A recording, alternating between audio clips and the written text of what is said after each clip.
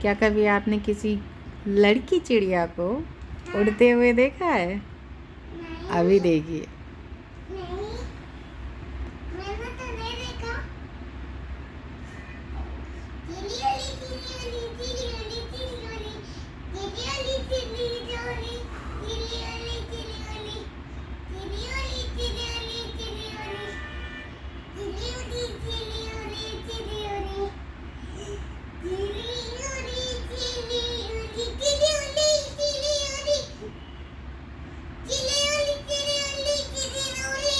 लगता है ये चिड़ी तो उड़ने की जगह गिरने वाली है।